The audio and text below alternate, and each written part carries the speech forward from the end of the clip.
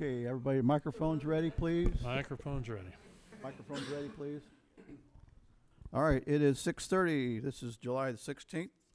Finance, Legal, and Audit Committee meeting. Call to order, please. Berrigree. Here. Mensch. Here. Cahill. Here. Miller. Here. Delar. Here. Mercier. Here. Rolfs. Here. Anderson. Here. Mayor. Here. 9 present. Everybody took a look at the treasurer's report. Any comments or questions? Make a motion, we approve treasurer's report for June. Second. Roll call, please.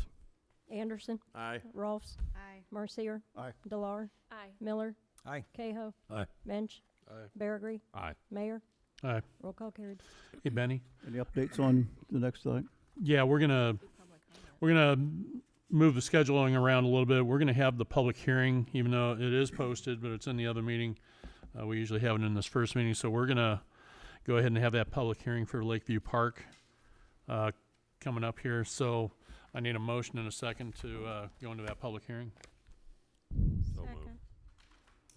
Berrigree, Yame on the second.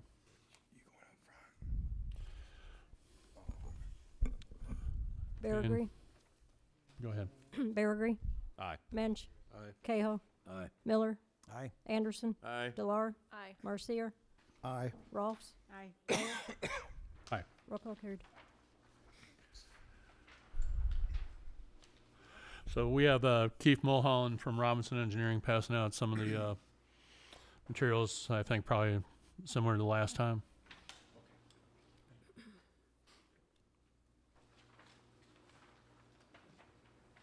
anybody in the council need another copy? I have. I don't. No, I don't. Thanks.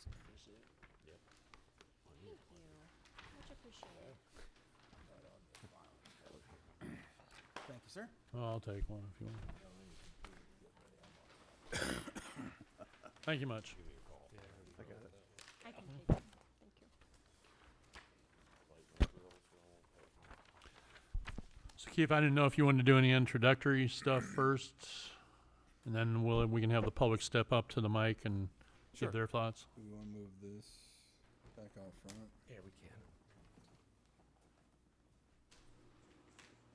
Basically, go through what we did last time real quick, and then.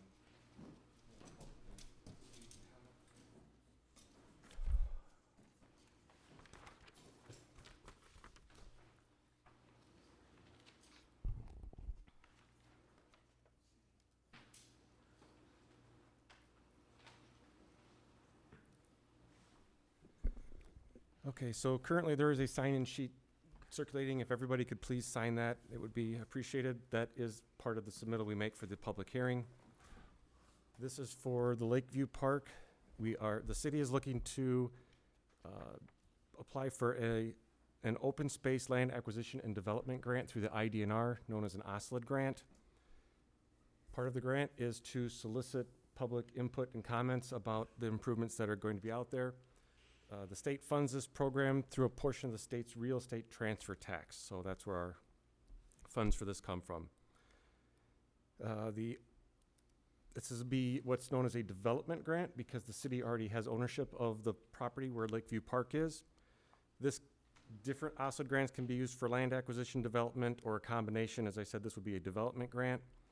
It is a reimbursement type grant, meaning the city will expend the funds and then receive half of the money back, up to 50%, a maximum of $600,000. So a $1.2 million project, for example, the city would be eligible for $600,000 in reimbursement money. And the application is going to be due by the end of August. A little bit of information on Lakeview Park. It's approximately 14.8 acres. The pond is 5.1 acres of that. Approximately 4,850 feet of trails wind around the pond and throughout the park. There's an existing playground area, pavilion, basketball area, skateboard park, parking lot, and an ice arena, ice rink. The improvements that we're proposing at the park, it's on the first page of the handout I provided, starting at the top where the existing ice rink area is. We're looking to install 3 pickleball courts as well as some seating, Fencing would go around that. An outdoor workout area just to the south of that, and then 2 sand volleyball courts south of a workout area. The reason those improvements are situated up there is that's more for your middle-aged kids or adults, trying to keep those activities up at the north end. As you move down to the south near where the existing playground area is, we're looking at a splash pad and then some type of outdoor feature, whether it be an amphitheater, band shell, some kind of screen or something for outdoor activities. If you go to the second page on here, there's just a couple pictures showing some of the types of improvements we're looking to do. These are pickleball courts. They're pretty standard. This is just a stock photo, but again, the plan would be to have, there's room for 3 of them up there. The sand volleyball courts, again, we show not only the volleyball area, but the clearance area around it as well. The top right picture shows what is proposed for the splash pad area. There are 26 water features there. It has a design, the total design is 130 gallons a minute, but the way that the features operate, they don't all operate at the same time. There's a program that they go through, so it uses about 98 gallons a minute. So it's a decent sized splash pad. The intent was that it'll drain to Lakeview Pond.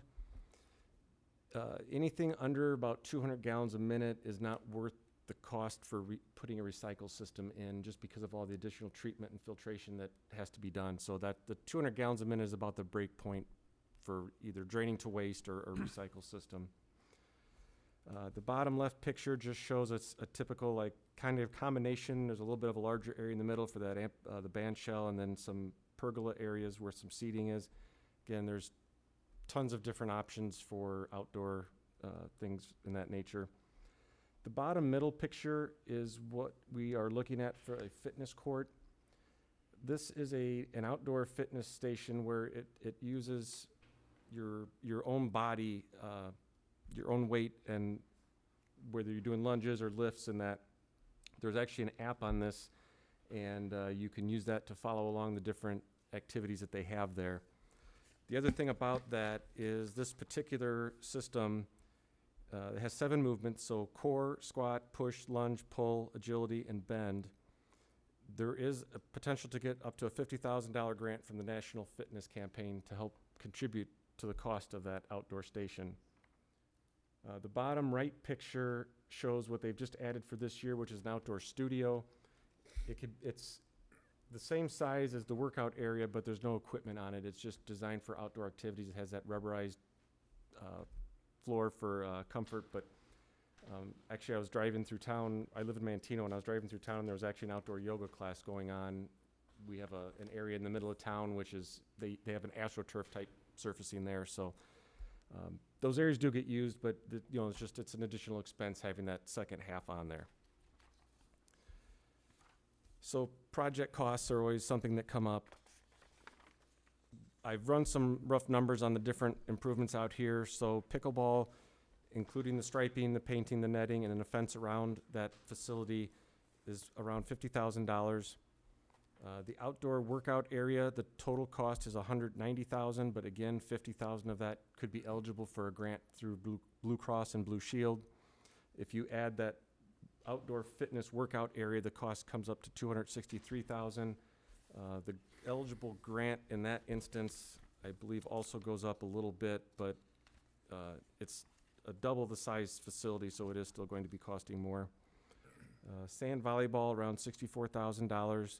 Splash pad, $384,000. Excuse me. Band shell, pavilion, amphitheater, $152,000. Additional site work would be needed. We'd have to get a water line to the splash pad as well as a storm drain to the lake, for example. So I have that at about $660,000. Rough cost total is about $900,000. So the city would be reimbursed through the grant of about $450,000. Those costs are if the city were to hire all the work out. We're also considering having Public Works install some of the improvements. For example, they could do, the sand volleyball courts, and the labor that the village puts in helps contribute towards the amount for the grant. Our share. Share the grant. So it's kind of a win-win. It would be done at a lower rate, and it helps and the city's share of the grant. And my understanding on some of these splash pads, there's a button you can push so it's not continuously running. Correct. So there will be a timer. First of all, there'll be a timer. So the city can set hours of operation so that it's not going off during the night. And yes, there'll be a push button. If I don't know if you could see it very well in the picture here. It doesn't, I think it's off the picture. There was a couple different views, and I picked this one because it showed some of the features a little bit better, but it's a pedestal, and people have to go up and push the button to activate it, and then it runs for a cycle for a certain amount of time. Okay. One comment, Alderwoman Delar brought up a question about the tactile features about children with special needs, and the vendor for the water pad did respond to me. His response was that water is absolutely a wonderful sensory experience for children with special needs. The variety of spray patterns and flow rates provide lots of different tactile sensations. The different features all have sprays coming up from the ground as well as from the sides and overhead. Several of the features can be rotated so the water can be directed or manipulated. There's also one ground level feature where kids can work together, blocking nozzles to create others to spray higher. The above grade features are placed so there's an accessible route of travel through the pad for wheelchair users. So water features are very good for children with special needs and whatnot, and again, it's wheelchair accessible through the whole site. Thank you. So at this time, I would like to open it up to questions. I do have to keep track of the questions, and if I cannot provide an answer tonight, I will respond to whoever has a question. I can leave business cards. The minutes, including the questions and answers, are part of the minutes that we have to submit with the grant application. I have a question. Yes. What is the least amount of project that you can do on this overall? Can you just do one thing and something later on, or? Yes, so the way that it would work is if you had an overall plan that you knew you wanted to have multiple features in the park, you can identify just one or a couple of items as a phase one, and then you can always do more improvements later. There's a lot of parks. I've worked on several parks where there's actually been multiple OSLID grants received through different cycles. So they'll do a couple of things in the first year under phase one, and then they do some additional work in a different phase, applying for another OSLID grant a year or a couple years down the road. So you only get the grant for what you want right now. Correct. You don't get the whole grant first, and then only do part of it to start with and do it over a year. Right, you can do it in phases. You get 2 years, so whatever you apply for the grant, they're going to expect to be constructed. So a budget is prepared and submitted with the grant application showing what features you're going to put in.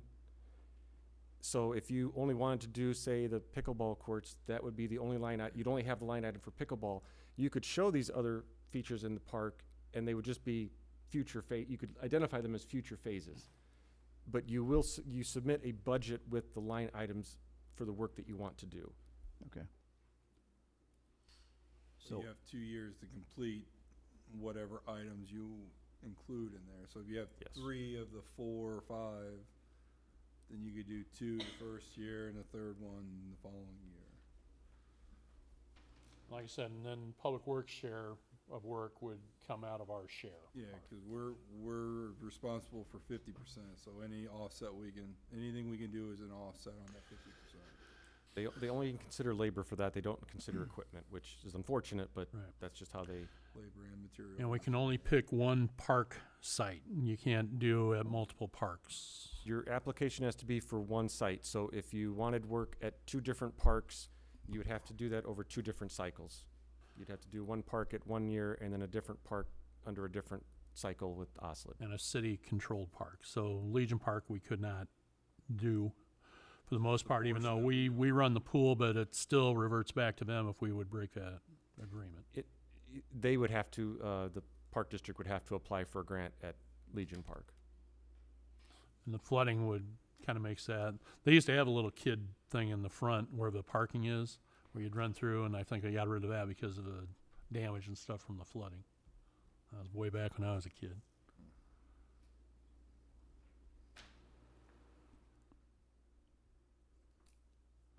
So can we open this up to the public now? Absolutely, yeah. Okay, so if anybody has any suggestions, we'd have you come up to the podium, state your name for the record.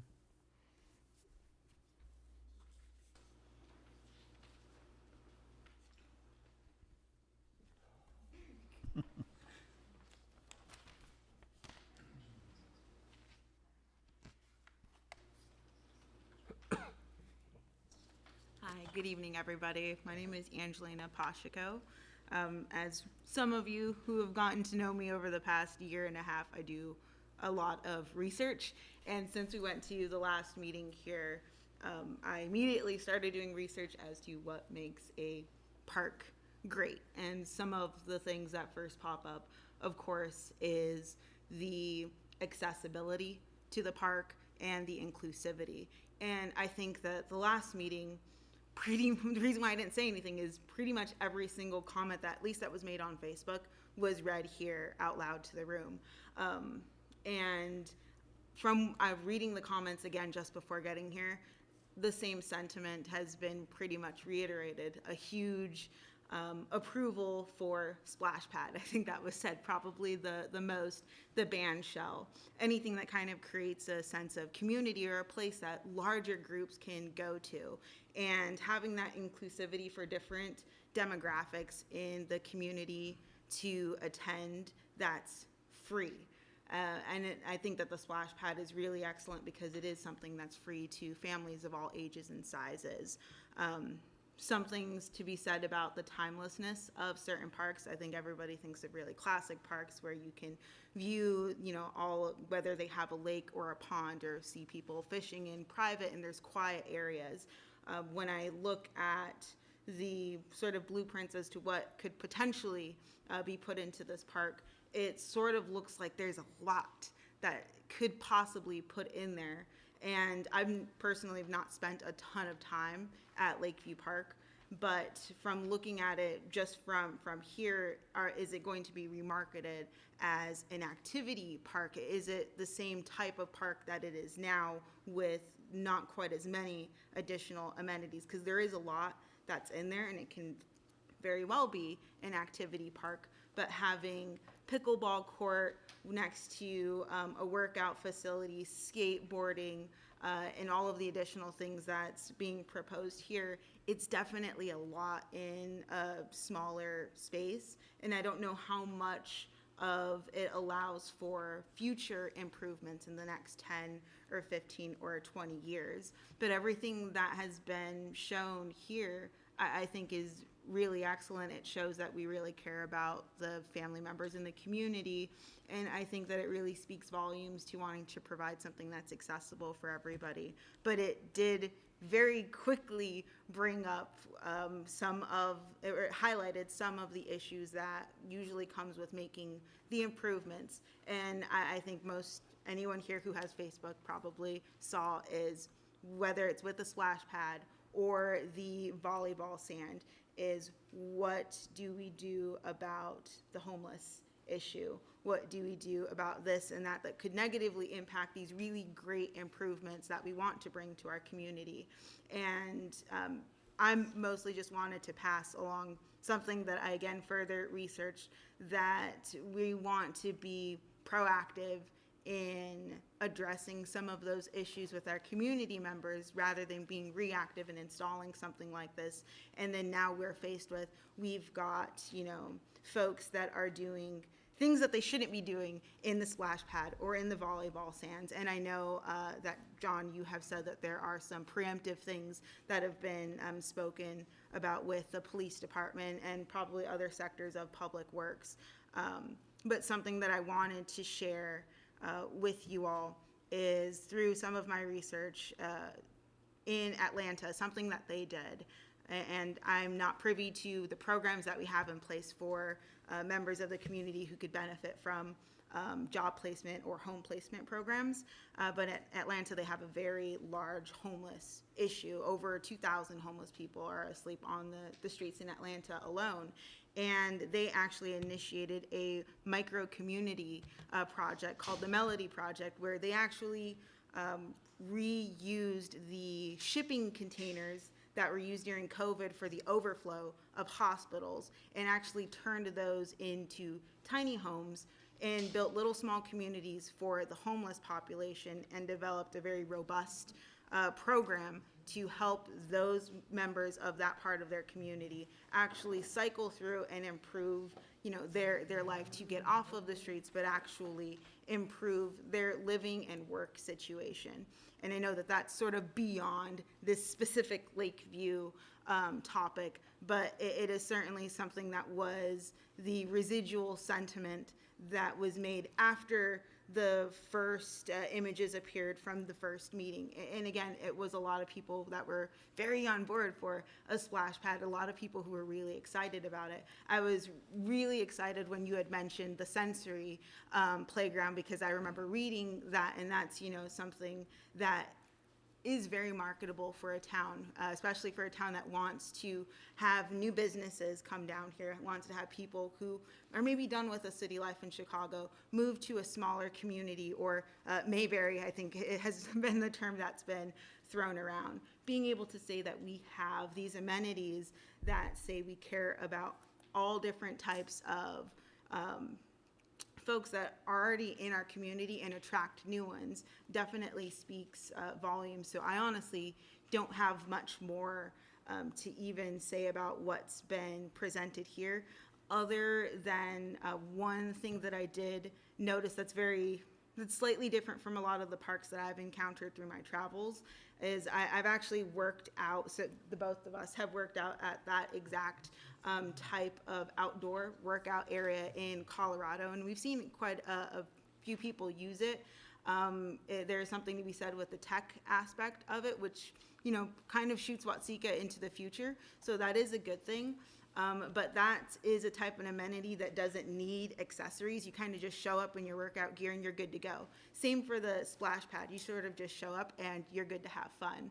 I noticed that some amenities that we do have, I don't know, and please excuse me if the access to some of the equipment is available for free, but one thing that I was always accustomed to with a lot of parks that had pickleball or tennis or volleyball is there was always some sort of rec center that you could go and actually check out that equipment, so that way for families or kids after school who wanted to participate and actually use the facilities that the city put in place for them to use, it made it so much easier because they didn't have to go and invest in whatever equipment is necessary to participate. Personally, I know about pickleball. I don't know how to play, so I don't know how quick I am to jump to the nearest sporting goods store to buy a set of paddles or balls to play. However, if there was a place I can go to quickly check some stuff out, I'd be more inclined to probably go and figure out how to play. That's what we've got the internet for and cell phones at our disposal. Same goes for, volleyballs itself and anything else that we may put in the future. I know the disc golf was a huge thing I saw all across social media when it was installed and when there was marketing efforts, and I think Phil did a really great video showing it being used, but I've not seen a ton of use from it, and I think some of it comes from that wall that's sort of put up where it's, you either know what disc golf is or you don't. You either have the equipment or you don't. And I don't know how much push there is to get people to say, I've got to go get me some disc golf stuff and go out there and play, versus it's a lot easier to say, hey, let's go figure out how to play this because we don't have to pay anything for it. But that's really, I'll pass this research on to you. I Appreciate think we that. ran into some of that issue when we put out concrete bag toss games and the ladder toss games. Currently, we're leaving the equipment out there, the bags and the bolos out there for people to use.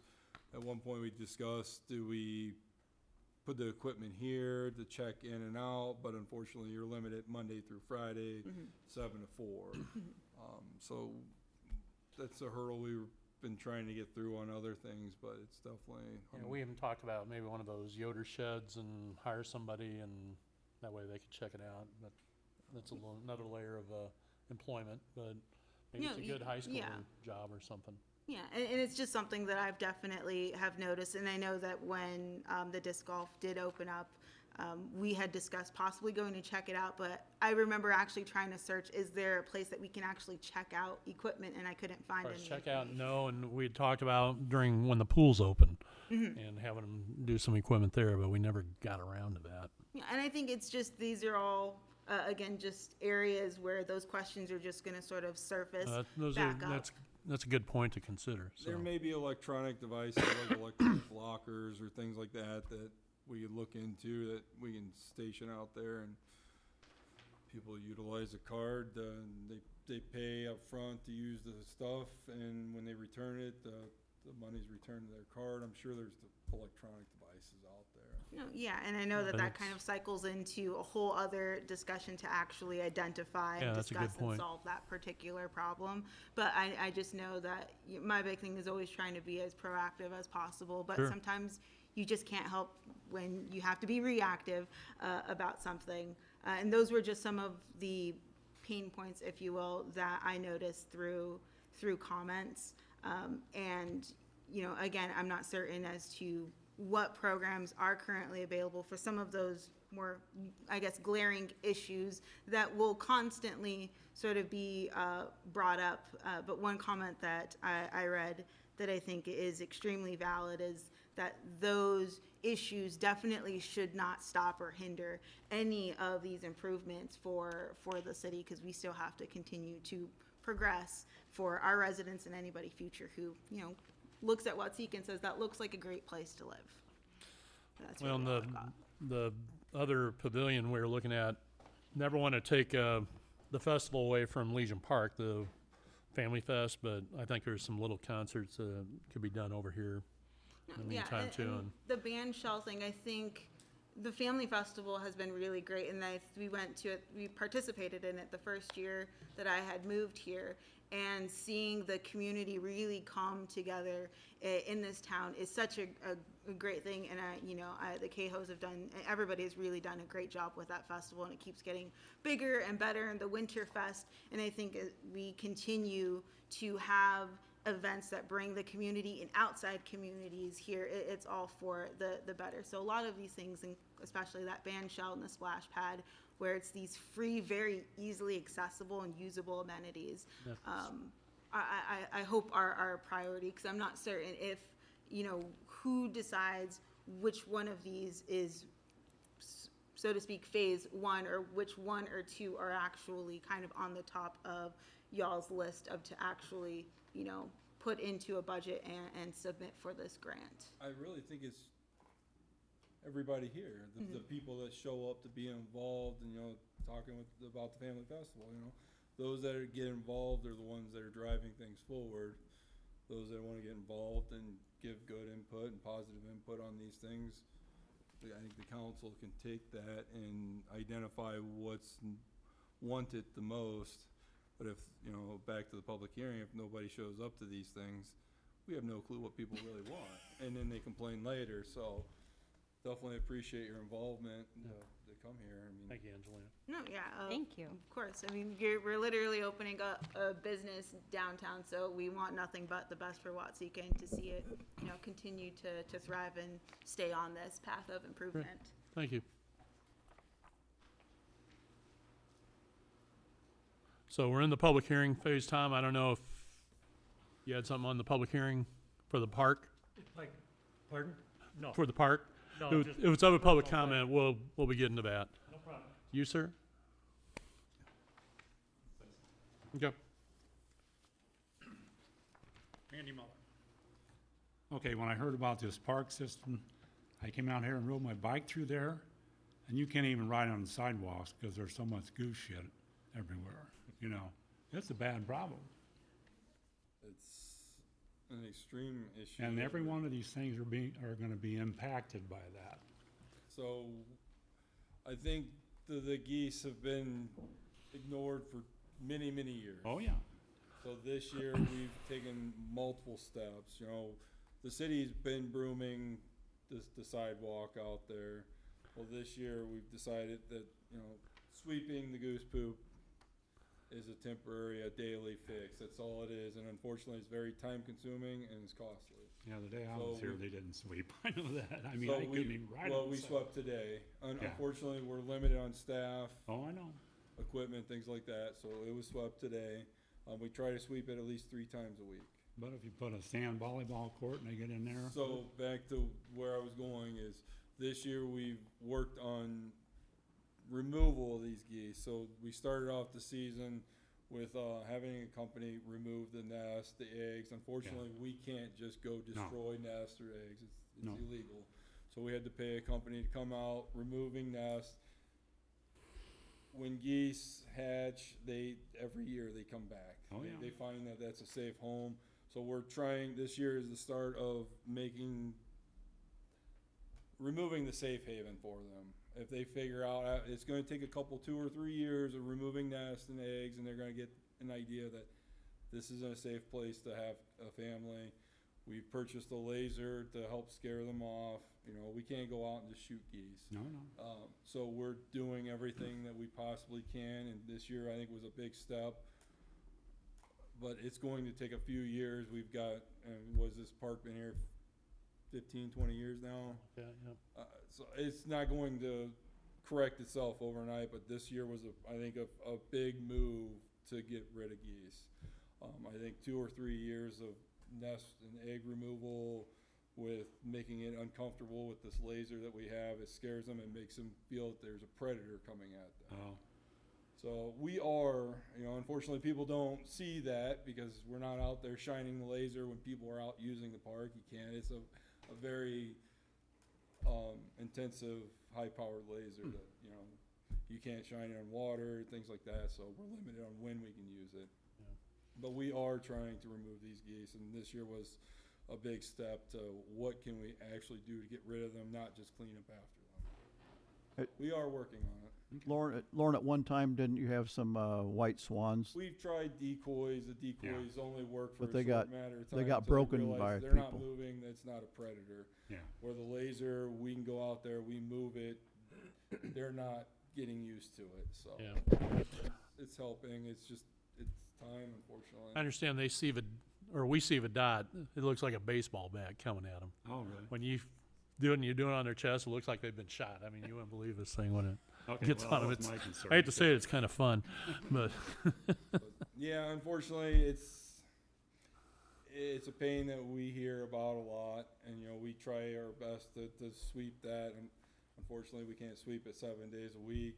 The brushes are expensive, and my public works meeting, I was gonna bring up, I just spent $1,000 on new brushes for our broom on that equipment, and they only last about a year, so it's costly for the city, on the equipment as well. But we are trying to do more than just clean up after them. We're trying to remove them permanently.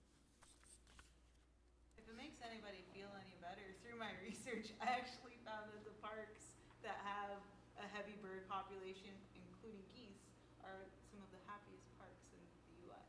So, Some people enjoy the geese, some people don't. I mean, some you say where there's mountain lions out there. So Okay. okay, so anybody else on public comment or public hearing, ma'am, I have a question. for the Jody park? Yes, Okay. Jody Schuler. So who will be monitoring this and cleaning things up? And will that be up to the city? Will it be up to Public Works? As far as cleaning up of, Anything here? yeah, I mean it's a city park, so. Okay, because I see. And I don't mean that Well, smart. I get that, but like Donovan Park, if you guys have driven by Donovan Park, so I that, don't know who's in charge of that it. Yeah, that's not a That's city the- park That's not a city park. at this point. so that's under Yes, it the is. Donovan Yeah, it's Estate not a had city park, that. yeah. Unfortunately, they don't have the funds to maintain it. We are working on receiving that from them. Unfortunately, there's a lot of legal hoops to get through. Yeah, we're waiting to hear back from their attorney. We're mowing it to just try to at least maintain it. Unfortunately, we can't touch the equipment or grounds because it's not our park. Gotcha, because that's went downhill immense. Yeah. So we're limited on what we can do for liabilities, but we Okay. are at least mowing it to where it's somewhat presentable. But kudos to this park. I take my grandkids here a lot, and they love it. So, and the splash pad, I think, would be a great implement to Watsika. Naylena Burmaster. My daughter lives in Sullivan, and they just implemented the splash pad recently. Their area is basically about the same amount of people that Watsika has. Okay. And, I mean, they have a fantastic civic center, which has an indoor pool that is phenomenal. I don't know what they're funding, I haven't got that far yet, but, I mean, our town could certainly use that. Indoor pool? Kids could use that for, competition, for swim meets. Elderly can use it, and they have a lot of programs down there with that, particular civic center. But this park just implemented, and I was just there this past week, and it was busy all the time. Glad you said that. My sister's down there with her husband for a class reunion, so I'll tell her to snap some pics. But as far as the indoor pool, when this TIF for the Martin addition was done, the city approached because they are building up some funds to do one at the high school, and the school district turned it down. Well, I mean, to me, there's a lot of people that have donated money. I know, different things. And to me, that would be something that would benefit the whole town. A lot of everyone in the whole town. From little kids, swim classes. I mean, go online and look what they have down there, and you'll go, wow, that's like. hydrotherapy for the hospital. Yes. Absolutely. You're absolutely I mean, right. that would definitely be a big improvement. I know it's a lot of money, I know it's a lot of maintenance, but they do it. I mean, certainly if they can do it. Well, System Park on the north side of town, I just did my physical therapy there for my knee replacement, and they have a pool, and it's a beautiful facility. Yeah, and this one, I mean, is huge. And, it would benefit all the kids, throughout this whole school system. So, I mean, that might be something, in the future that the city would kind of just check out and see, what type of funding there is, what, is available for personal donation, that type of stuff. I know Minor was, handing out different funds for different places, and that might be something, I don't know what. I think they're going more into scholarships. Before Mike passed away, we were talking about doing a band shell because his folks were into tennis and the fine arts in a big way. And, like I said, I think right here, a lot of towns are doing these small concerts and, plays and stuff like that. And like I said, I'd never take the Family Fest away from Legion Park because I grew up on the last house on 4th Street. But this park over here, for nobody wanting it, it's got a lot of use already, so. And then there's, I can't remember what place it was that I seen it. They also had the pool, and then they had a walk area around the top, just, sidewalk type thing around it where people could walk throughout, the day or whatever, or that you could even run. They even had times when it was set up for running, times for, different elderly people, that type of stuff, so. Well, and Dennis has even talked about incorporating a walking, running trail around this pond. That pond already has it, and then taking it over to, some call it boot pond, sock pond, whatever, over on the other side, and, that would be a good addition too. And there's different grants for that too. I just thought I would bring that. No, I up. appreciate it. I mean, it's just an idea that, for future, additions. Yep. Thank you. Okay, yeah. Christopher Kennedy. I was wondering if for people that don't have access or vehicular, transport to get out to this park because it's all the way out here on the edge of town. Show bus come out here, but really there's only two ways to get out. It's on 24. It's you go across 8th Street behind whatever road that is, past the church and stuff to get out to this park. So is there something for people to To get here, say That I'd say, not at this time. I don't know if show bus would work something out like that. Typically, I think they're kind of on an on-call, or maybe they have some set places. Might go out to those apartments, out there from Yeah, they go to the park. Lakeview. here, so. That'd shorten the that walk their down, number wouldn't it? was buzzing. Paul might think it'll go anywhere. So working on something like that to market that, so the show bus incorporates this park and the new features with it, you know, like we talked about the youth center over on 4th Street, 3rd Mhm. Street, I think, and it's, you know, I think an underused asset that we have. No, it's definitely something else to look into. I don't know if anybody else, otherwise we can move out of, need a motion to move out of public hearing unless anybody on the council has any discussion. So move. Second. Roll call when you're ready. Biragre. Aye. Mensch. Aye. Cahill. Miller. Aye. Delar. Aye. Marcia. Aye. Rolfs. Aye. Anderson. Aye. Mayor. Aye. Roll call carried. Thank you, folks, for your participation.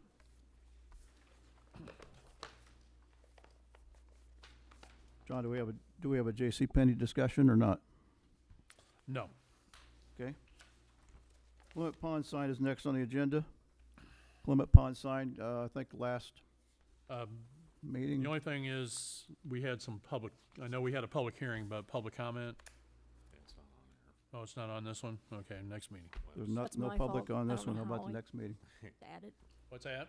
I don't know how they got Haven't got it. deleted off of there, but I'll Yeah, get it 'cause back it's on usually for on next there. month. Yeah. Well, we can do that now. Tom, if you want to do public comment now you can step up to the. Just a personal thing, Don asked me to come out here, I don't know if I'm in the wrong meeting or not, but I got a little concerned. Tom, come up to the podium, please.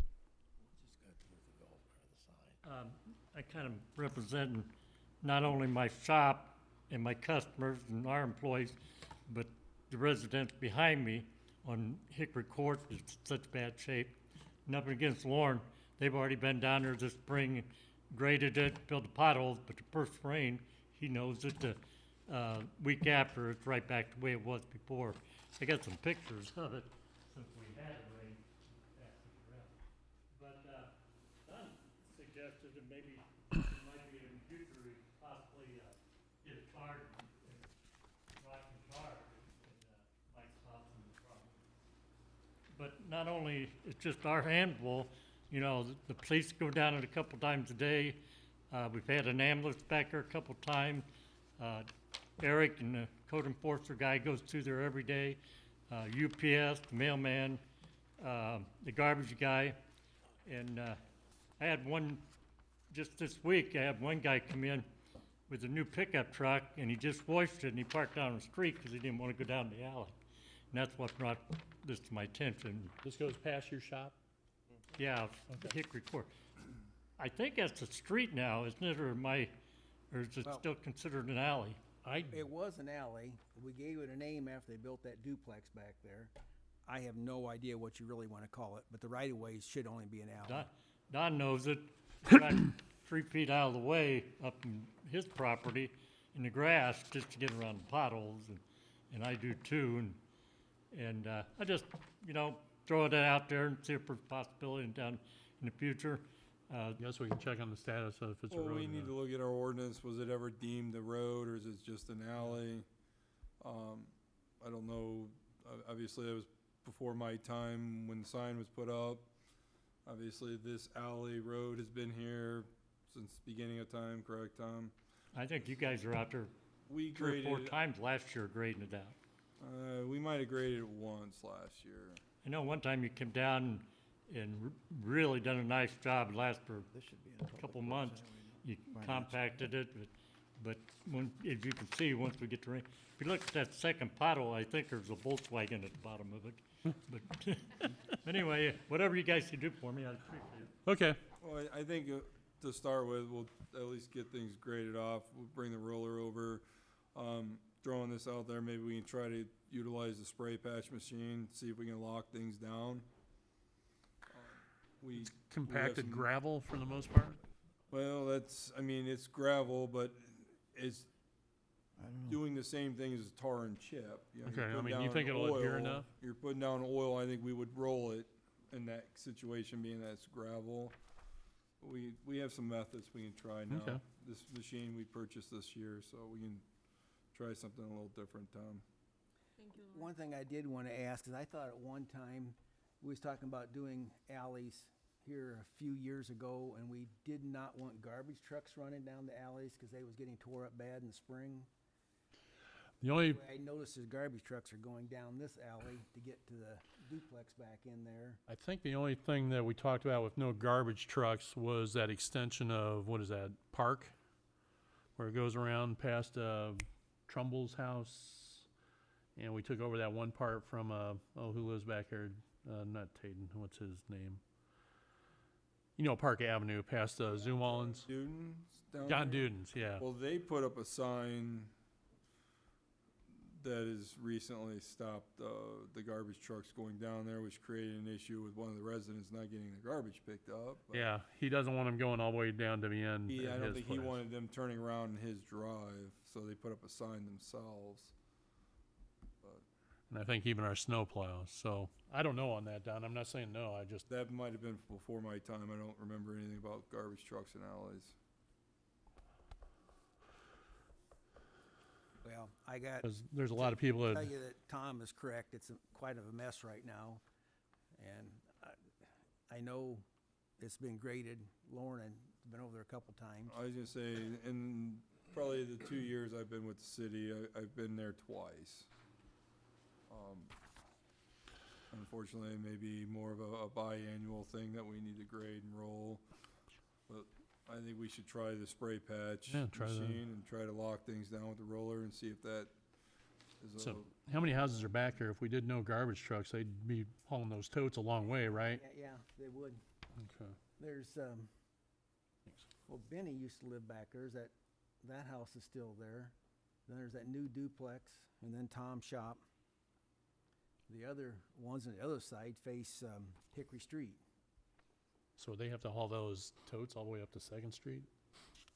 Well, right now, the garbage truck's going down the alley. I know, you're saying that you don't want them to, so Well, they have to haul I those. just questioned, whether okay. one time it was talking about some of our alleys were getting torn up from the garbage trucks in the spring, but, this one here is only gravel. Some of the other ones were tar and chip, and some were even asphalt that were getting tore up bad.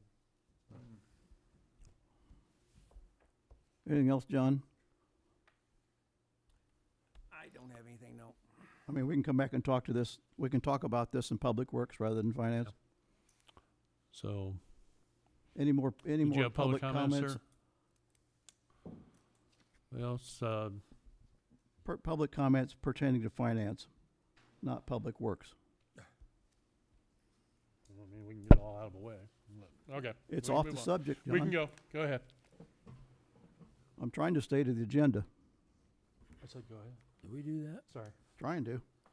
Sorry, you didn't. Next item is Clement Pond sign bid. They're gonna comment anything. Everybody got those? Any comments or questions about it? Is there a sign out there now? No. Yes. Yeah, I think Well, there's a sign on veterans On veterans, A but sign not on veterans, the, right? not on the entry to the park. indicating where the pond is, but there's not a sign at the No, there's pond. none in the park. At the park, yeah, so. Okay.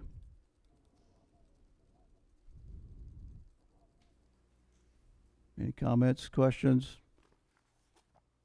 Need? Do we need Do- a motion? Yes.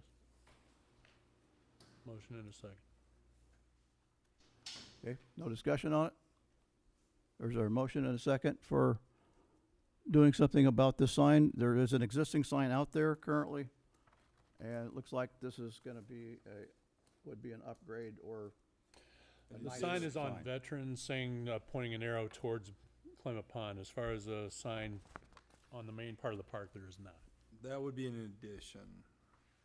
Okay. This, yeah. Okay. You see, everybody see the cost?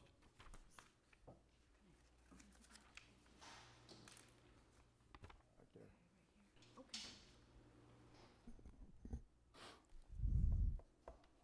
Okay, any discussions?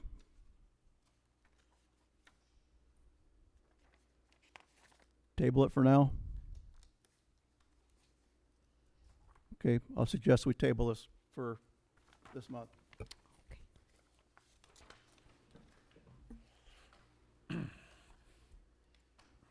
All right, next item is the Carlisle Historical District. Let's see, where's it? Do we have any updates, do you know, from the Carlisle group? I mean, from the Yeah, we were, a letter last week. You were given. yeah. We've not heard back from a structural engineer yet, correct? That's the wrong part of Carlisle. This is for the historical district, and to complete the historical district, they're needing an additional $7,750 to get that completed. What the historical district does is for folks that have a building owned downtown, this would be tax credits if they decide to put it into the historical standard. So to get this completed, we need to get this passed. That would be the last expense on it then? That should be the last expense on it. So we need a motion and a second, please. We have already partially done this. We have, We've done part of it already, correct? correct. This is the final stages. Okay. Was this historical district, wasn't it pretty much situated around what was gonna be what is the J.C. Penney building that we're tearing down, and since that's gonna be gone? It's gonna be from 2nd Street, the railroad tracks, to 5th Street, Fifth, and all the buildings within. Oak to Cherry? Hmm? And Oak to Cherry? Oak, I believe they had taken out, and I know they've taken out the old courthouse museum because that's already on the register on its own. I guess So the again, only this- other thing I'd have to ask is when we were touring the J.C. Penney building, there was some discussion that was being had at that time that said if the historic district was already in place, the expenses that would have been incurred by redoing that building would have been significantly higher because of the requirements of the historical district. Is that gonna be the same for all the buildings that fall within that? So even though they might get some tax breaks because of the historical district designation, would that require these buildings to toe a different line and could possibly be a lot more expensive for people that purchase these I had not buildings? heard that.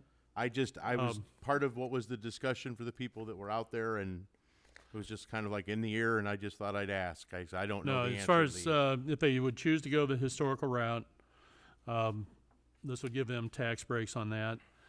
They would not have to follow the regular code. They have a choice. You don't have to go with the historical update, or you can go with the current code. But like I said, we've gone so much of it, and we're basically about there. So in order to get this wrapped up, and again, it's just another tool for economic development. How much have we spent on it already? It would be third page, the 30,100.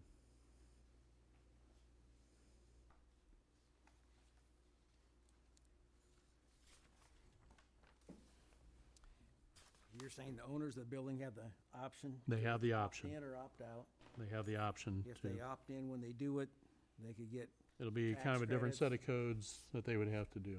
okay, and then they do not necessarily have to follow with all the ADA regulations if it's a historical building.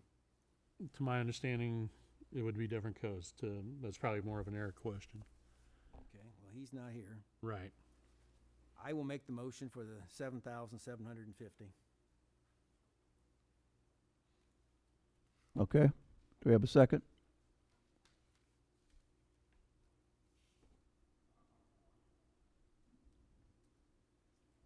No seconds?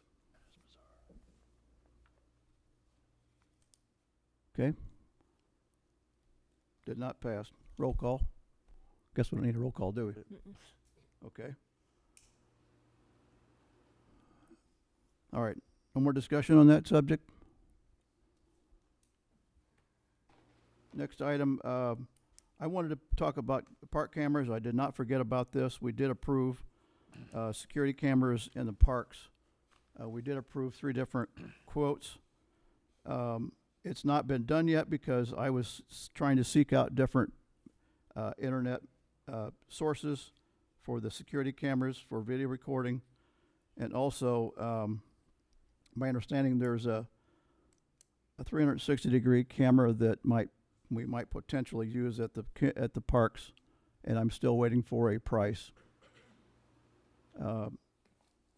I think that might be, unless it's really far out of line, that might be a better direction to go. So we've not done any of that as far as ordering equipment yet. If that's way out of line and not an option, then I will go ahead and continue with the 3 quotes that we've already approved and stuff for the parks. We can get that going.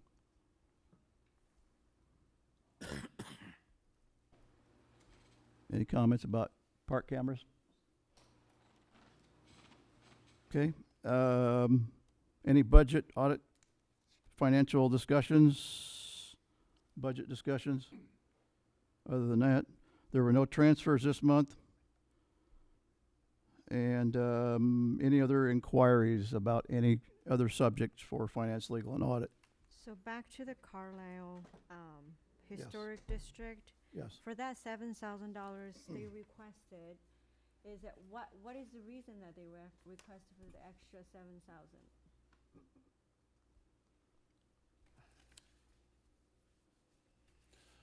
Apparently there was an adjustment made in the original quote. There was an adjustment made for this, what we were wanting them to do, or the information that we were wanting from them. What is the adjustment now? Okay,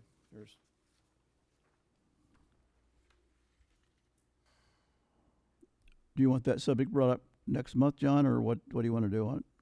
No, I mean, we're most of the way through it. I mean, we either do it or we don't, or it stops now. So, like I said, it was just another tool for economic development, so. We're already in 30,100. We are. This would be to take it to the final state preservation board to get that completed. Well, we had a motion. We didn't have a second. On page 1 of this, at the bottom, it gives the scope of additional services. Is that what you're looking for? That's what the 7,000 would be for, yes. She was wondering what the additional money was for. The bottom paragraph. The bottom on the first page? Scope of additional services. On the first page? Yes. On the first page. Okay. Evaluation of the resource.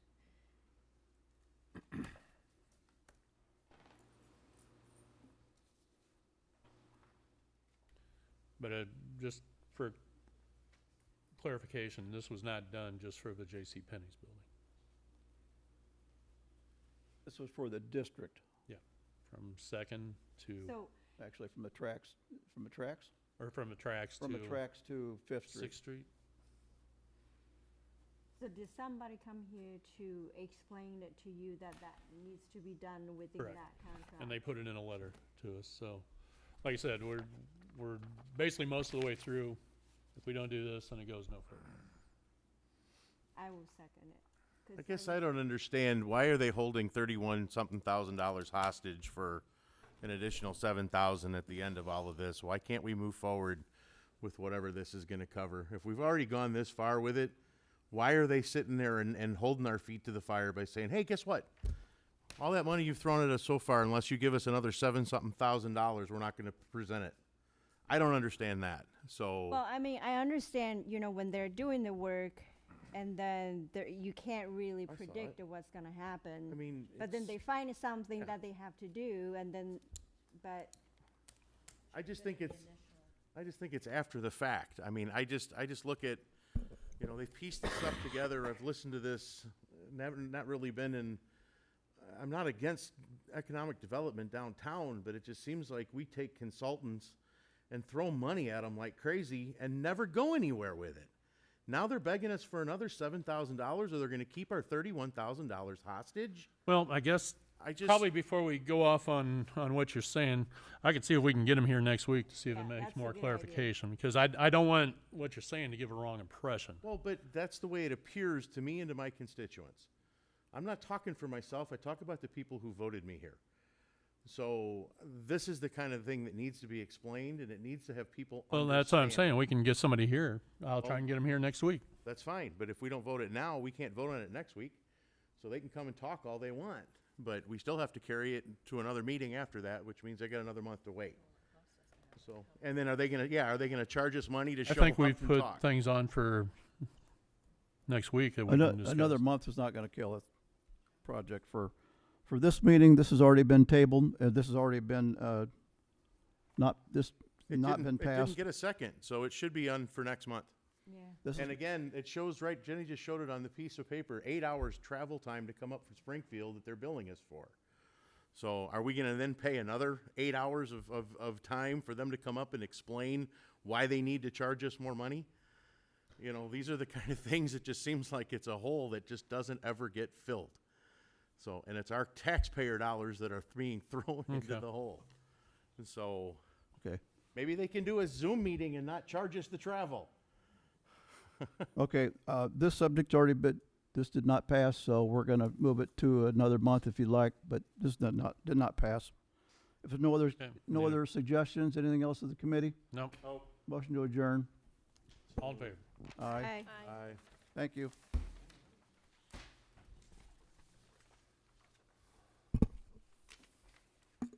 Ready? I'll call the order the July 16th Public Works Water Wastewater Committee. Kathy, if you would. Delar. Aye. Miller. Here. Cahill. Here. Mercier. Here. Rolfs. Here. Mensch. Here. Bergery. Here. Anderson. Here. Mayor. Here. 9 present. All right, public comment. Hold on. This will be your time. Hi, folks. Mike Schuler. I'm here tonight to talk about the tree falling on our car. It's all good. It's all over with. It's all done. I actually came to pay some thank yous. Dennis Cahill, thank you. I think Dennis played a major role in getting things rolling. Mr. Anderson, thank you. Woke up at 4:30 in the morning just to open up the door and find tree branches slapping me in the face on my porch. So it is what it is. The tree was on the berm, it's on city property. That was an ongoing thing a long time ago. We had an ex-alderman down there, pointed the tree out, said this tree is gonna be a problem. I mean, Ray Charles can see that. It's gonna be a problem. She took it back to the Public Works, which I think at that time, if I understand correctly, which I'm not 100% for sure, but I think it was at the time when Public Works was subbed out to employees in Kentland from Indiana. So I think it got squashed. But before I go on, it's gonna be short and brief. This gentleman here, he came down and found my fat body irate. And Lauren handled it. Lauren said, I'll get my guys, I'll pull them off a job. And I said, don't pull them off a job. It's pouring down rain. The damage is already done, so don't do it. And he goes, nope, we got to quit that job anyway. He goes, I'm going to get my guys down here. Actually, Scott, I think, went down, talked to Lauren, and got Lauren down to clean the mess up. Lauren came down, he listened to my rant. He cleaned it up. He assured me that it'll be done immediately, and he says, when my guys get done, he says, you'll never know a tree fell. He was correct. Thank you, sir. I appreciate it. I didn't have a chainsaw. If I would have had a chainsaw, I would have went out there and chopped at it and drug it to the street or drug it to the road or threw it in my pickup truck. God only knows. But I didn't have a chainsaw, and those guys made work of it. Unfortunately, we never got the tree cut down, so it's kind of like too little, too late. We maybe had a little false hope. I didn't want to go to our insurance people, which is State Farm. We just got our car out of a claim there. So I didn't really want to tuck my tail and walk back in there again and say, wow, hey, the car that we just got done fixing is now smashed, possibly going to be totaled.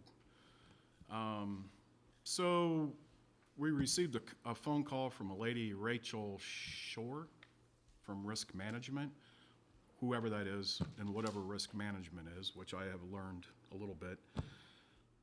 She called, put Jody through a battery of questions. So I kind of thought, oh, well, maybe the city insurance, if there is such a thing of city insurance, maybe they're going to handle this. Well, I was sadly mistaken. They didn't handle it, and I don't think they had no intentions, risk management or the city of Watseka, handling that problem. The car sat there in the driveway for 2 weeks with a tarp over it. Finally, I thought, I got to scoop my chips in. I got to do something. I had made multiple phone calls. This really has nothing to do with you guys at all. And thank you for what you guys did. But I made multiple phone calls to a lady by the name of Rachel Shore, I believe, risk management out of Danville. She would not return my phone calls for nothing. I leaned on Kathy, and Kathy said, I'll email her, see if I can get her to call. She did. Never called that day, never called the next day. Gave her another day, never called. I know she has other clients, she has other things that she works on other than me. But finally, I ran across Tom Armstrong, our insurance agency. He said, have you gotten anywhere? I said, no. I said, we're going backwards. I said, the car's still sitting in the drive with a tarp over it. I said, I got to do something. He goes, well, I'll call her. Give me the number. So he called. 2 different days, left messages, never a returned phone call. Working at Nutrient Ag, got off the truck, came in there, all the guys sitting around drinking beer, and they say, hey, what's the deal with your car? Is it getting fixed? And I said, no, it's long from being fixed. It's probably going to get totaled, but it's still in my driveway. So I picked up the phone and I called and put it on speakerphone and went right to her desk again. So I said, wow, are you on vacation, or do you just not return phone calls? Click, hung up. God strike me dead, 7 guys sitting around the liar's table. I looked at all of them, I said, just wait, my phone will ring within 2 minutes. It did, which I thought was embarrassing on her part. When I did have a chance to talk to her, she said, she introduced herself over the phone. She said, how can I help you? And I'm thinking, really? You know? So I explained the situation. She says, yeah, we're looking into it, but if there was no negligence on the city's part. I said, what's the deal with the negligence part? I'm not looking at negligence. I'm just, you know, is the city gonna take care of this problem, or do I need to tuck my tail and go see my insurance agency again and get the car fixed? And she goes, well, you know, there's no documentation, there's no, you know, conversation documented, there was no complaint made. And I said, no, there was no complaint made. It wasn't a complaint.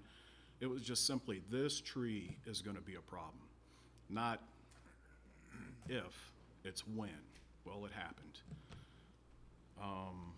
So I think the city's risk management people does nothing more than reflect back on to the city of Watseka. It was poor. And she left me nowhere. So finally I said, well, she goes, I'm just waiting on answers from the city of Watseka. And I said, sweetheart, I said, you ain't gonna get any answers out of Watseka. I said, there was no complaints made. There was nothing filed. There was no documentation.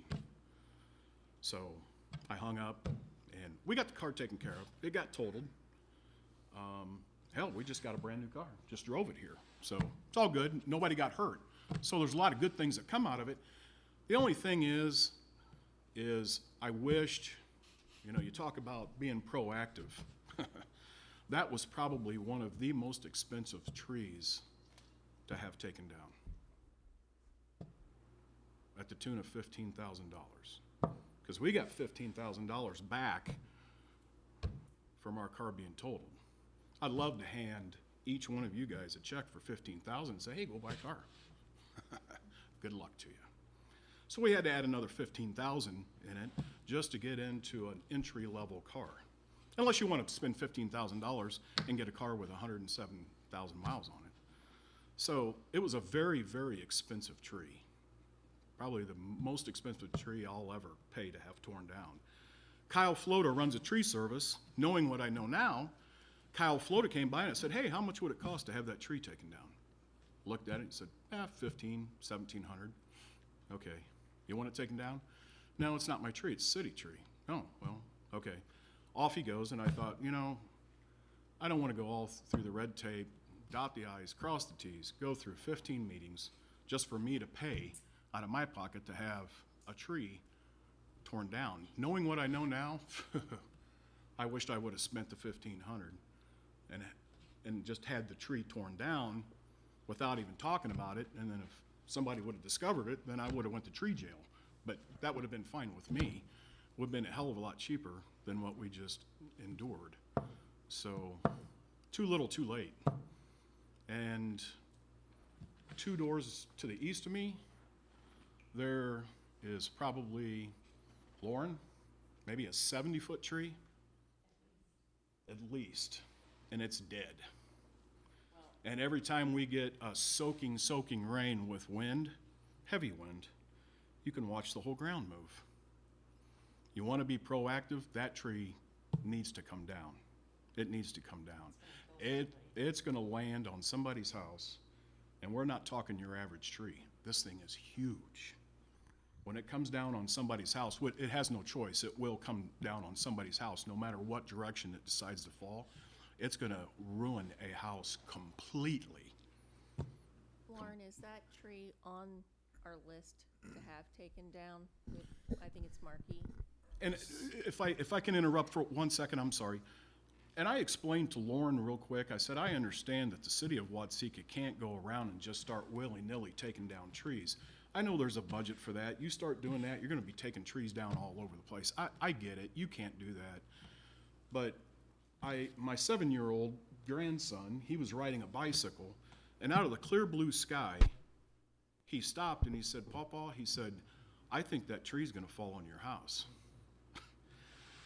And I looked at him, I'm like, yeah, Kason, yeah. And I walked away and I thought, a 7-year-old. A 7-year-old. So, you know. Also there, right there is the sewer and the fire hydrant. I mean, it's just like right there.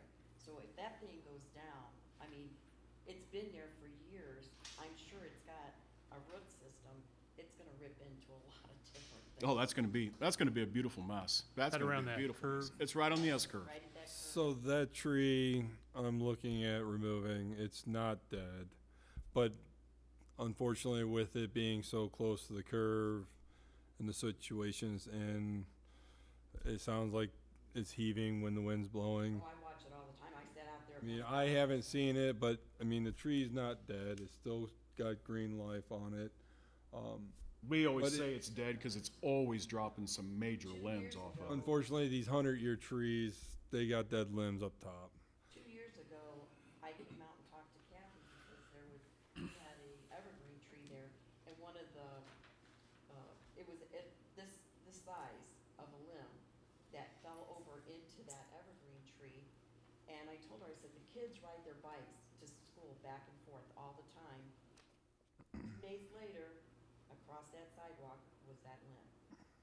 And I was like, dear God, something's gonna happen with that thing. It's, Well, you know, to your point with the sewer and the water being right there, we really have to enforce the ordinance that trees do not get planted in our right-of-ways. I've been very active about voicing that since I've started. People continue to want to plant trees in our right-of-ways, under power lines, top of sewers, water mains. It's creating a huge burden on our infrastructure, costing the city tons of money, whether it's heaved sidewalks, sewers, power line issues. Sounds like your tree, your concern was it was leaning because they had trimmed it because it's under a power line. It had been hacked on so So- bad to clear for the power lines, and I told the late alderman 2 or 3, 4 years ago, I said, I'm not concerned about the look of the tree. I don't live on Hobnob Avenue. I live on Cherry Street. Give me a break. So, My complaint is, it's gonna fall on my house. That's where it's gonna go, because it was leaning so bad. Well, I was lucky. It didn't fall on the house. It just a limb totaled broke my off the car. top for clarification for the council. It wasn't the tree that fell over, it was a was large branches. limb from up top. So yes, Can I ask you a question? Did you think that tree was that tree in front of your house? No. I got a picture to say differently, because there's a hole in it that big, that's all rotted through. And I can show every member on the council. And I've got it, and I'll show it to you. But trees don't last forever. They're gonna be a problem. The They tree don't wasn't last forever. dead. No, I mean, I don't look at the tree as being dead. It flourished quite well. It kept growing and growing and growing, and I kept trimming and trimming as much as I could When trim. I was there, yes, it was leaning due to all the trimming that had been done to keep the power lines clear. I think when I met Alderman Anderson over there, I think he had stated even that, unfortunately with the tree not being dead, the insurance company's probably going to deem this as an act of God. Sure. I think you and I discussed that Yeah. as well. The insurance is out of our hands. We hire insurance companies for a reason. They handle claims for us. We only have so much power there. Right.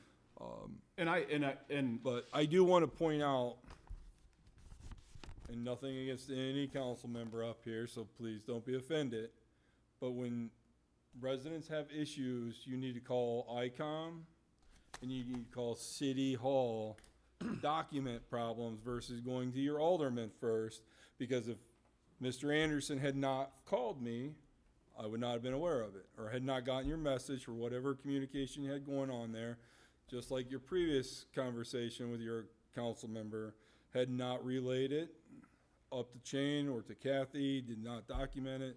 So I want to stress the importance of chain of command. Your council members, great to keep them involved, communicate with them. I don't think they're your first contact when you have an emergency at all. In case there is issues that need to be documented, and or if there are concerns, again, had City Hall been contacted, ICOM been contacted, there'd been a record for you, and maybe we wouldn't be having this discussion, and you wouldn't be upset with this car situation. So Well, what is the- chain of command? Because when I called and asked, I was told to follow the chain of command and go to my alderman. And I did Who go to did my, you call? I called Mr. Allhands.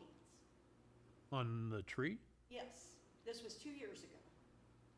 And you told me to follow the chain of command. So I called Mrs. Mana Offers, who was our alderman. She came down and looked at the tree. My neighbors were there.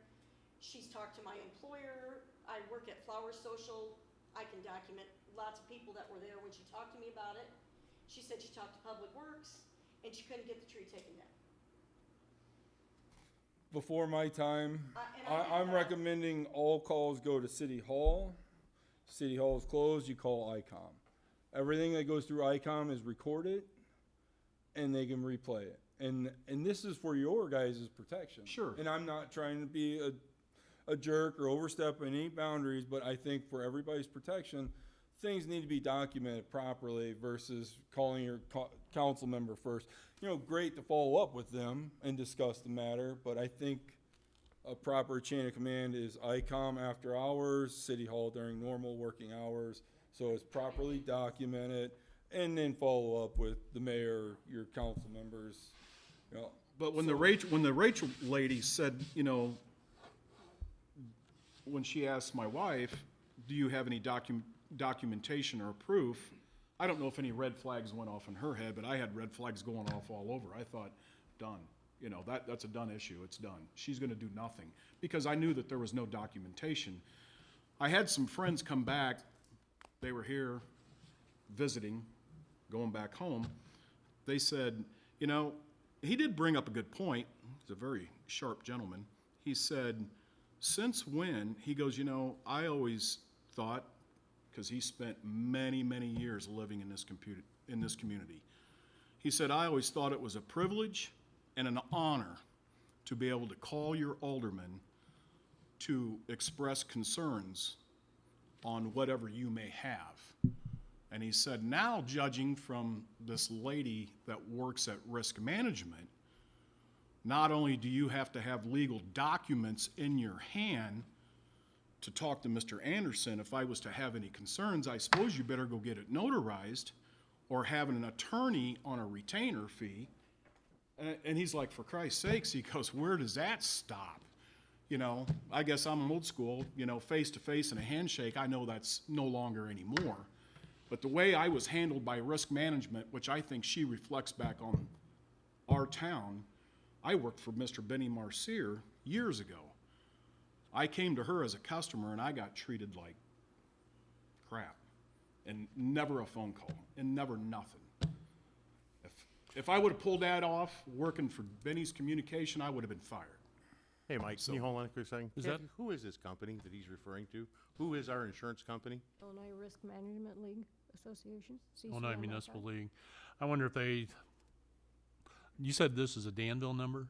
It was a Danville number. And the only problem is she just left it open-ended, and I thought, God, if I wait for her or for the city of Watseka, my car is still gonna be sitting there with a tarp over it. So that's why I had to move on it. That was the only frustrating part.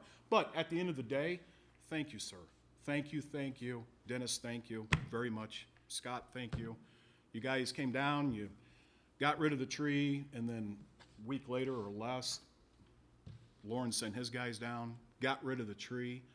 It's over with. And we're happy, other than we had to spend $15,000 that I don't think we would have had to have, but that's our deal.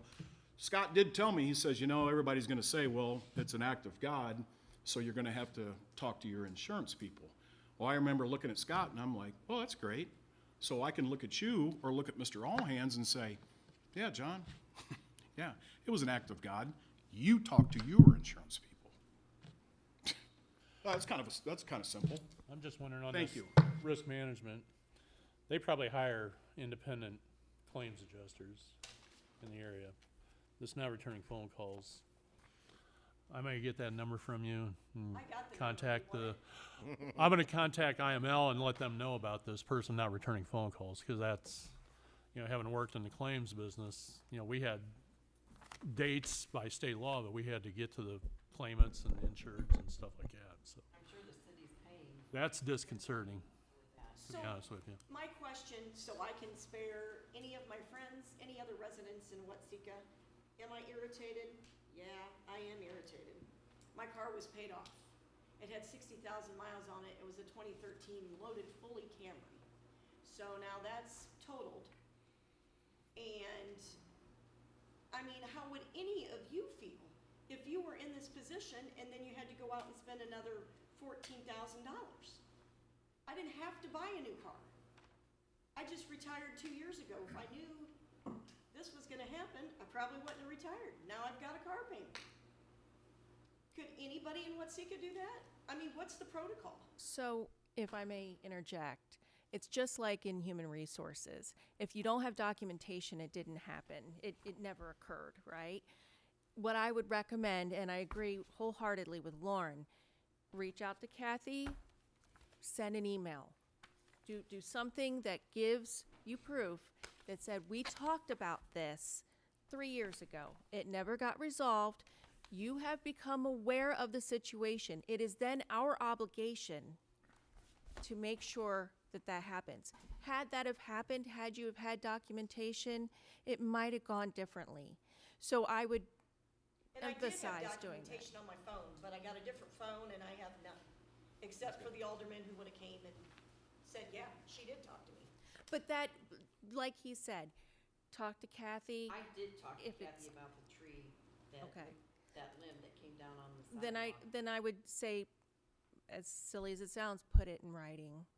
You know. I just wanna bring it up to you for the fact that drive by and you take a look at it, and I guarantee you, you're gonna look at it and you can see that it's all mounded. And I was out there at 1 o'clock in the morning waiting for that thing to come down last night, because I sit and watch it all the time and it heaves. And I'm like, how many more times is that gonna happen before it kills somebody? And that, I can't live with that. I'm sorry, I can't. But anyway, thank you guys for your help. I do greatly appreciate it. Lauren? Well, we're Sorry sorry you that- went I through mean, that. unfortunately, I know. that was before my time. I was trying to get things It's very resolved as expensive. they are brought to my attention. Yard that need Yeah, the tree removal is an ongoing expense for the city. At Public Works, we've got a lift. We're trying to do more tree removal in-house so we can do more work. You know, unfortunately, the budget we have doesn't go very Two storms far. ago, I was gone and the electricity, because of one of those limbs, came down and they had 10 hours of my house being down from that. So I'm just saying, I pray the next couple go-arounds that something doesn't happen.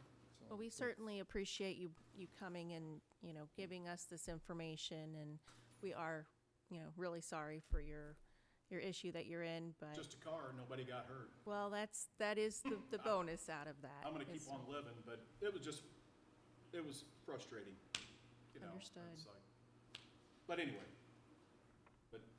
that's all I got, and I thank you guys for your time, and I thank you guys that were involved and got it taken care of quickly. I'd still be out there with a hacksaw, so. Okay, anything We else will for be public back to get comment? that stump removed, so. Thank you, appreciate it. Nothing else? Okay, move on to, Public Works, report. Lauren? Good evening. Working on our test well agreements. Unfortunately, it's been a slow-going process due to the one location, they have crops in the field, so they want to hold off till fall to do anything there. The other test well location we were looking at with the county, they were just informed that that's been deemed wetlands. And they're limited on what that property can be used for. It can be used for farming, ag, or educational use. So I think that piece of property is off the table to be used for a test well. So, and I'm still working on the third one. The gentleman had a possible buyer. I think he is now fallen through. So, probably looking for a third location again. So I will keep you all posted on that. The new well 11 Metropolitan's completed the SCADA work. And the well was in operation for a few days.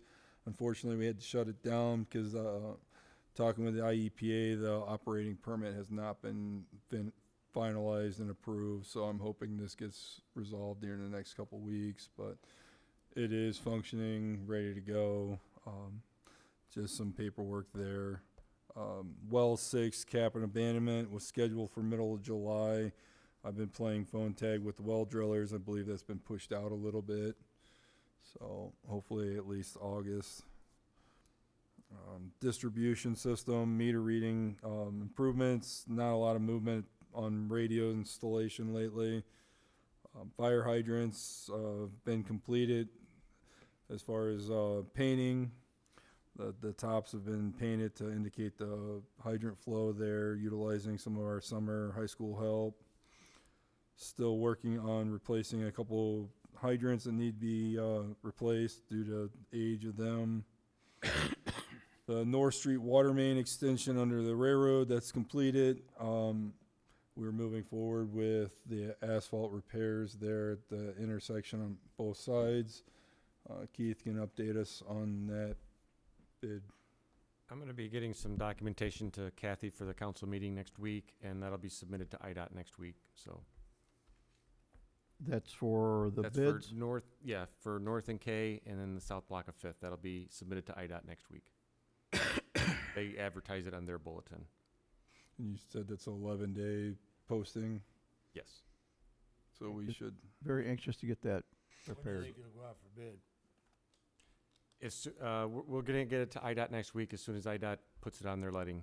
So we should know within 2 weeks Yeah. with bids, and then hopefully we might end up doing a special meeting for early approval, depending on when that comes through, so.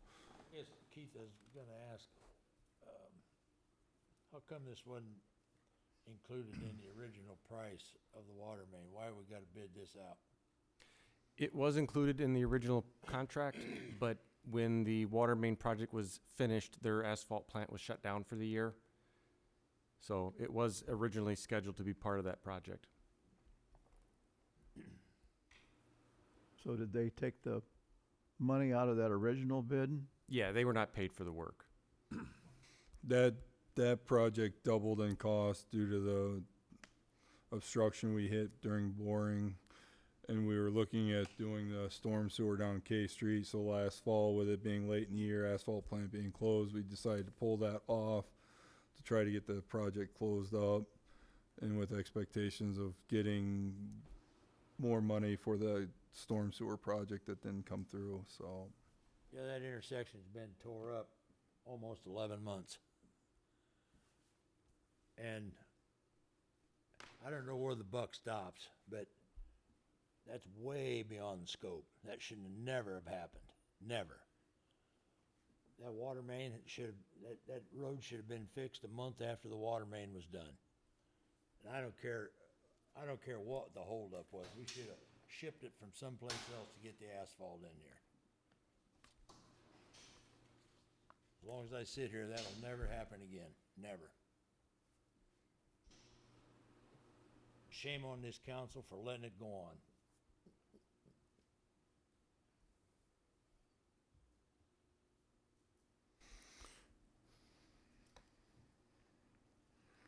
Okay. Lead service line inventory. We just got a list from Robinson. We'll be doing some potholing. I think have about 50 service lines we need to pothole to identify what the material is on both sides of the shutoff. So we'll be doing that as time allows this summer yet. Grant for the water main extension on Elm Street, still no funding. I think Keith, you said we have 2 more years left on that. Yeah, the original project plan with the EPA was valid for 5 years, so this is year 3 of 5. So there's 2 more opportunities to receive funding. No water main breaks since last month's meeting. Wastewater treatment plant update, the non-potable pump that failed has been sent in for repairs. We should be receiving about a 50% warranty on that pump. Sanitary and storm sewers, the drainage project along Walnut still delayed due to TPNW's permitting. The Locust Brown Street manhole project, we have a bid opening next Monday, July 22nd. So we will be able to get bid in front of the council for next month. Try to keep that moving forward. 48-inch storm sewer behind Kingdon's. We were able to get the other 2 36-inch structures installed and a 100-foot of 12-inch sewer installed alongside that. So what that was with that 48-inch storm sewer that was put in, created a mound down the center of that swale. So we installed 2 structures, one on each side, to drain off the standing water that we created by putting in that 48-inch storm sewer. So we tied in those 36-inch structures to that 72-inch structure we put in last fall, drying that back property behind Herring Court out real nice right now. Once it's dried up, then we'll do some more restoration back there, and then we need to get some riprap to the river, the end of that 48-inch structure still, to keep that locked down. But that project's about wrapped up. Next one, the Grant Street Drainage Project was completed July 3rd, excluding the site restoration along there. So that was working with the county and their drainage company, Henricks. We completed about 80 feet of 12-inch sewer crossing Grant. Once our hot box is back up and running, we'll be doing asphalt repairs as well. But that has dried up quite a bit of property over there along the courthouse and along Loveridge there. So I think that was a good project.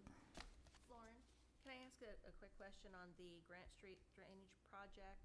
Who will be doing the site restoration? We will be doing the site restoration.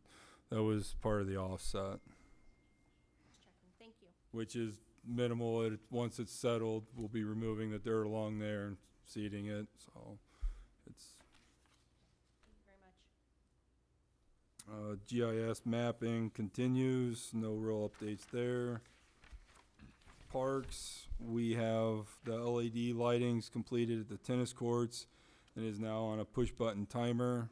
It does still have the timer to shut it off at 10 p.m. so people can't go out there at 1 a.m. and still turn it on. We've moved bleachers from Peters Park over to the soccer fields. The soccer season has started up, trying to work with the park district. Streets, the MFT heat and recycle project that was approved in March is scheduled to begin August 1st. Public Works has completed all the sidewalk, concrete work. We have some asphalt work to complete yet ahead of them. But we installed 31 ADA ramps, and while we were there doing sidewalk work, we corrected some stretches of sidewalk that had been formed up and around trees that have already been removed, so we straightened them out while we're in the process. So, and that was the, I think, $102,000 offset out of that project. So quite a bit of savings there. I think we have less than $8,000 in material between concrete and ADA pads. The Martin Avenue extension, we had our pre-con meeting today. I'll let Keith update you guys on that. So we're still reviewing shop drawings. I've received a couple more batches from IPC today, so keep reviewing those. Some of the, especially the electrical items, have a long lead time, so they want to get going on their material purchase. No real dates as far as not a start date time yet, so we're still waiting on that. Spray patch machine still operating. Unfortunately, limited on staff, so that has been sporadic here lately. That should be out tomorrow, weather pending. Are you still following a pattern through town? We have been, but we will be pulling off because we have to get in front of some of these ADA pads and some road corrections for the heat and recycle project. Just out of curiosity, how long before you get down on Cherry Street? I mean, there's some pretty bad, I mean, that whole street needs to be resurfaced, I know, but I think that at least at a minimum, if you run from Fifth down at least to 8th, I mean, there's some really bad sections on Cherry. Yeah. I'm hearing it from residents that are down there. I mean, bad. So if you want to take a look, I understand you're following a pattern. Unfortunately, we have a lot of bad roads. I know. I just want to make sure that if you haven't, I would love to say within the next couple weeks. Okay, no, I'm not going to set you to a timeline, but if you haven't looked, I've heard it from several people that have lived down there, and I just thought I'd make sure I block pointed of it. Oak Street. So It was rough. Yeah, we. North and K. Gotta hear it all over town about that. Yeah. Every damn time you go somewhere. About 20.5 yards of concrete poured with the sidewalk work that we've done between the MFT project, some of the other sidewalk repairs, some new sidewalks to some of the pavilions at the parks. Quite a bit of concrete work throughout town. Next item on my list, staffing. Currently down 5 employees, need to hire 4. 1 employee terminated, 1 employee on FMLA still. I have 2 employees signed up for the CDL course next week down in Danville. That is 2 full-day classes. So again, always staffing issues. Been conducting interviews. I have 1 job offer out. I should know tomorrow if he's onboarding or not. So hopefully we'll have 1 position filled. Conducted a couple interviews through Express. No luck with them yet. Miscellaneous tree trimming will start back up in the fall at this point due to other work and staffing. Real quick on staffing, I noticed something glaringly missing. That's somebody that's been off injured. Do we no longer have somebody on workman's comp?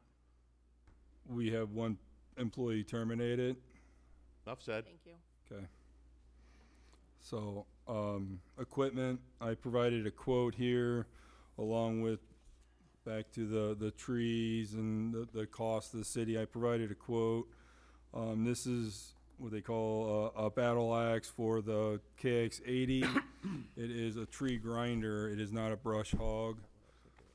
With the amount of ditches, railroad work we have, and the resistance we're getting from railroad to be on their property, this attachment goes on the excavator. You can reach out so you don't have to be on their property, and we can grind trees up to, I think, 8 inches. State has one, they love it, they do great work.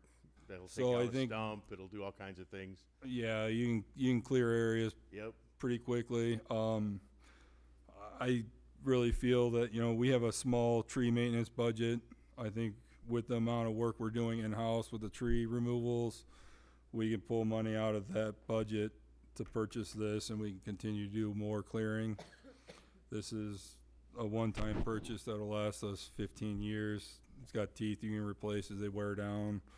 I guess I'm seeking approval to purchase this so we can continue to clear our ditches. Our ditches aren't draining, water's not flowing. It's continued standing water everywhere. It's, I know we're not going to resolve flooding by clearing ditches, but if water can work its way back out after these rainstorms and dry things up, our community's gonna be a lot better. It'll look better, it'll smell better, it won't have the mosquitoes. Yep. Would like to make the motion to Second. purchase. You finish don't have to it. read it, it's in there, we can all read. But Okay. yes. Sorry, Do I need to finish the statement or no? I don't think so. Yes, please. I do. Okay. Yeah. Oh, my apologies. Well, I don't know which, or is it the Okay, 25,363 or the 20,895? Oh, I didn't Are they the same quote? Or are they It's two the different quotes? 20,895. Okay. That's with our source well and a discount from the vendor. That's what I needed. Yes, that is the one I made the motion on, please. Okay. We will save that much by doing it ourselves too, by the way. Oh, yeah. Roll call? Kathy, I'd like to have that come out of, line, 6-10-6215. Tree maintenance line. And we're gonna have to move some more money into that line too we're gonna need to budget more in that line for more tree removal. Do we need a roll call? Yep, that's all I got, sorry. Delar, Yes. Anderson, Aye. Rolfs, Aye. Marcier, Aye. Cahoe, Aye. Miller, Aye. Mensch, Aye. Berry, Aye. Mayor, Aye. roll call carried. Next item under equipment, I purchased new brushes for the skid loader broom, for $981. Operational costs, those brushes only last about a year to 18 months. An ongoing thing. We use it at Lakeview 3 times a week. We use it for other site cleanup as well. The pool tester recently quit working on us, our handheld that we test pH, alkalinity, chlorine. We had to purchase just a cheap little pool kit from Runnings to get us by for a few days, but I did order a new handheld tester for $1,042. Operational costs, just keeping you guys aware of spending. So, Keith, do you have anything else on your list? Hit it all. Hit it all? Good. Okay, that's all I have. I only have one other question, and it was pertaining to the geese, getting rid of them. Yeah. What is that running us? I don't know that I heard about this before, so I just want to make sure I'm.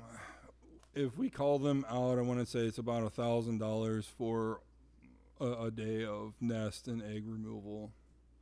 Unfortunately, they have to go through a lot of hooplas. They have to have a certain license to do this. It's expensive, but if we catch them in the spring as they lay eggs, we can remove the nest, and hopefully they eventually move on because they feel that other animals are destroying their nests. So it's not a safe place. Thank you.